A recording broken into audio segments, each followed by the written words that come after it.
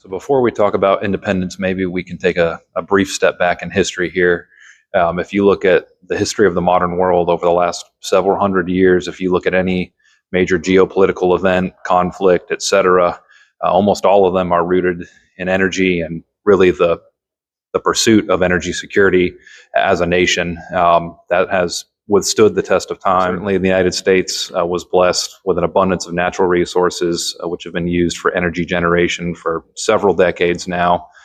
As the energy needs of our country continue to evolve, obviously, we as a society have been seeking to diversify those, and that's important for a number of reasons. One is when it comes to overall grid security. There's an importance to have the diversification of both baseload and peak generation. Different technologies are better suited for each one of those, but in order to provide a robust grid that we all rely on in our daily lives, you need to have both.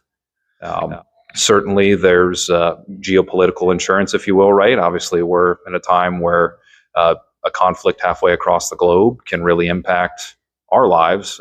Again, it all comes back to energy. So certainly the more you can onshore there, the more insurance you provided yourself as a society to continue to live the life that we're all grateful for. One of the biggest pushes you see right now is trying to figure out what the right balance is of on the grid and behind the meter power generation.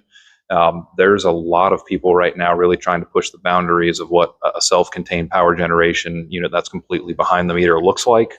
Whether that be in biofuels, waste to value, carbon capture, et cetera. There's all different avenues to getting there, and I think it's important for us as a country that we find a way to get there. Yeah, I think there's a couple of different investments that have to happen on an infrastructure level to be able to successfully diversify our fuel mixes.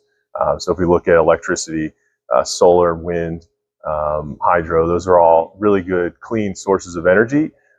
That will require an additional investment from the public sector. Those infrastructure projects are very costly and very timely, and it takes a lot of foresight from public and private markets to make those investments, to allow the private sector to rely on future amounts of energy. And I'm always going to push for some renewable green source of energy. I think we're seeing that more and more on kind of waste to energy project types. So if you think about biomass and what are the different kind of fuels that can go into, so whether it's biomass to electricity, biomass to renewable fuels such as SAF or RNG, those are all good outlets. So it's taking kind of a waste product that's on hand now, and we have to solve those waste solutions. And if we can also get a beneficial use out of that waste, I think that is a win-win for everybody. But we still have to do it in a way that's economically viable and sustainable for all the stakeholders. So I think it's going to take some time and some early kind of pioneers in the market to go out there and solve that. And there's some technical challenges that are required there.